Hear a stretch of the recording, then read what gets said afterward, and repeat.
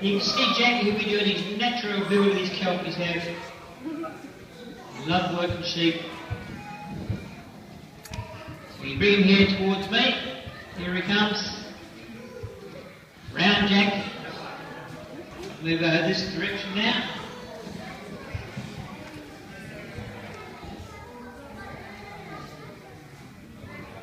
Round Jack, round.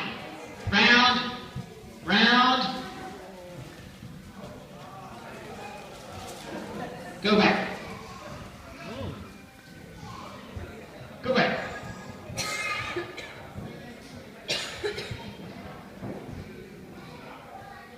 See Jack move the sheep back and forward.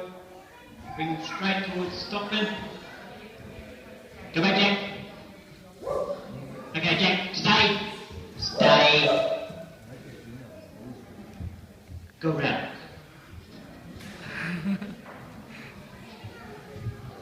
So we went back.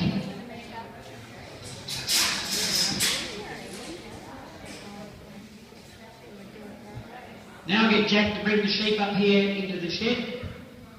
Jack can see me up here, so bring the sheep up here towards me.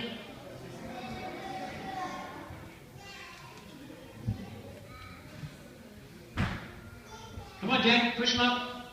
Bring him in. Jack!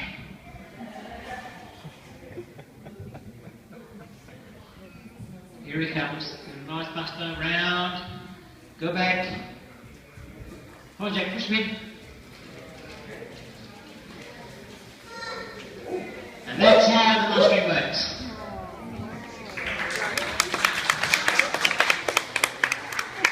Now it is very important when the dog moves the sheep, reward the dog. To do that, we just give him a pat.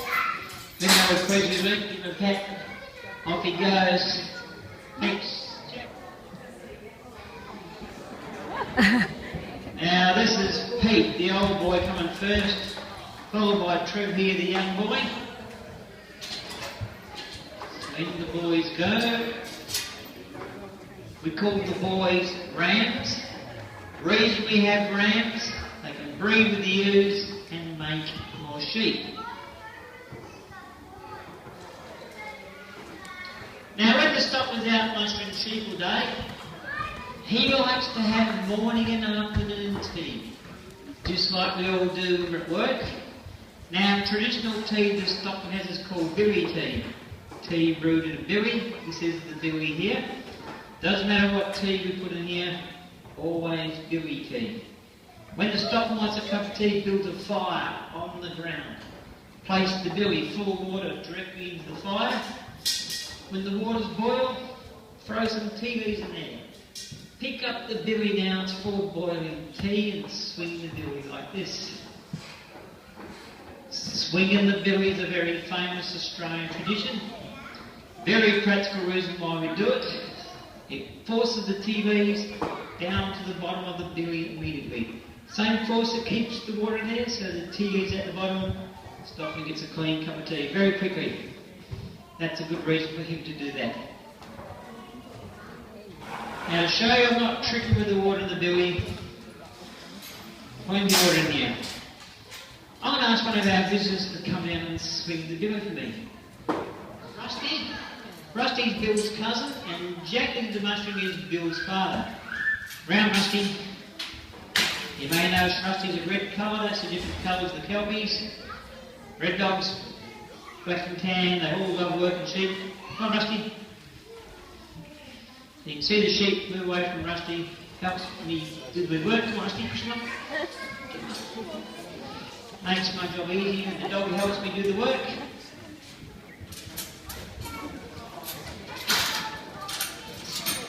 And to reward them, we just give them a pat. Let them know we're pleased with it.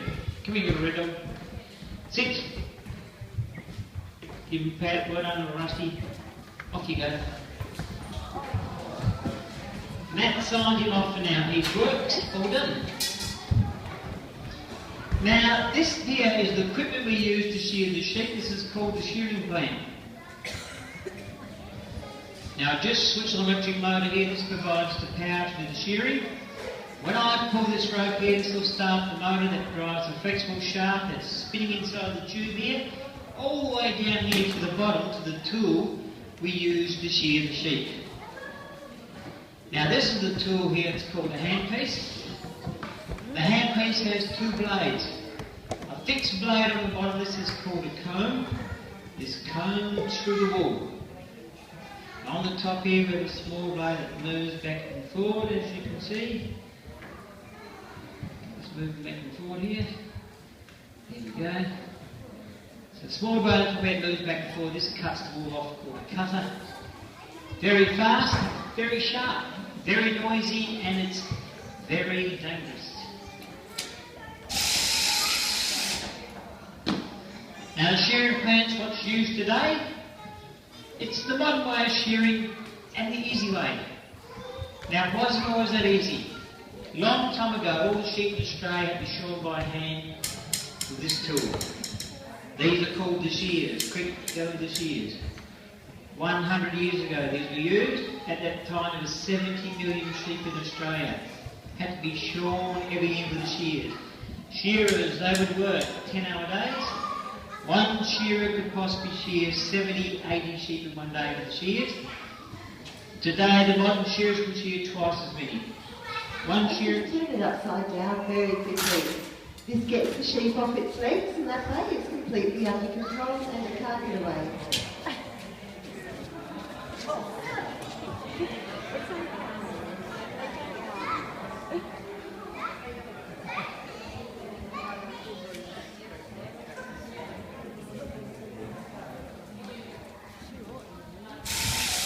Now during start of shearing, they are removing the belly wool.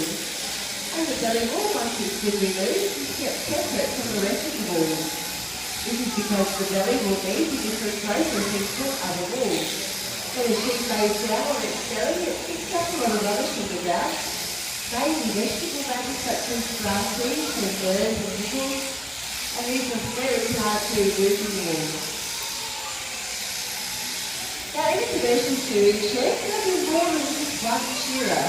Usually 4 or 5 working together, and we call them a team of shearers. They'll start work at 7:30 in the morning, work for 2 hours, have a break and some tea, work for another 2 hours, and so on for an 8-hour day.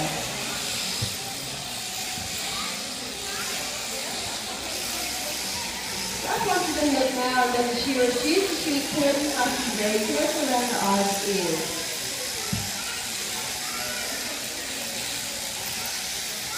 Now the neck is the most difficult part of the sheep to shear, and as you'll see the handpiece goes underneath the wool, and the shearer has to feel from the skin before opening out the wool to see where he's going. In Australia we shear mainly merino sheep, that is the breed of the sheep. Merino is very wrinkly and has lots of loose skin all over their body. It's mainly about a neck.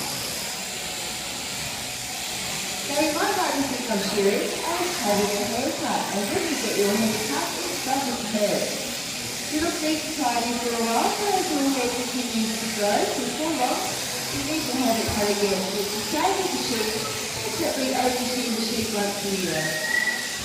And as you know, the shearing is called the long blow. The blow being the stroke of the handpiece, so the long blow is the longest blow shearer can do on the sheep. From one end of the sheep to the other, so he can remove a lot of glue very quickly when he does the long blow. Now, typical sheep farms in Australia are about 5,000 sheep, and teams of shearers will travel around from one farm to another. Once they get to a farm, they will stay there until all the sheep are shorn, and then they'll move on to the next one. Now this last side is called the whipping side, and it's called that because it's the fastest side to shear. So having already removed most of the wool, all the shearer has to do now is to whip down the last side very quickly, then he can finish that sheep, get out another one, and shearers then have to follow the day. Shearer will be paid about $2.80 for every sheep they shear. May not sound like very much, but when you consider they can shear up to 200 sheep in one day, it's quite a bit of money.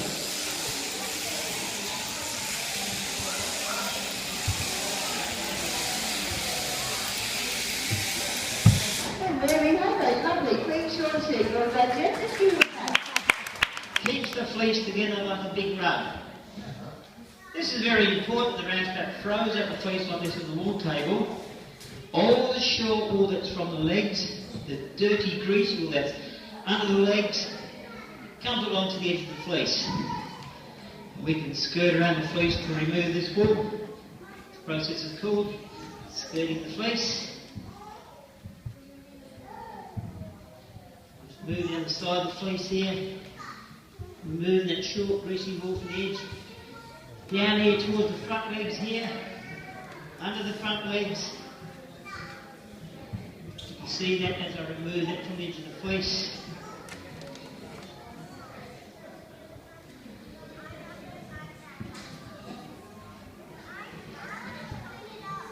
The reason we do this, it increases the value of the fleece, because all these pieces we just removed, these are less valuable, and we call these pieces.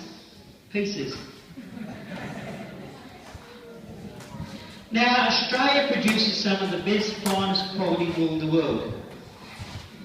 Now, this beautiful fleece wool here, this has been made into many expensive clothing items. Things like men's suits,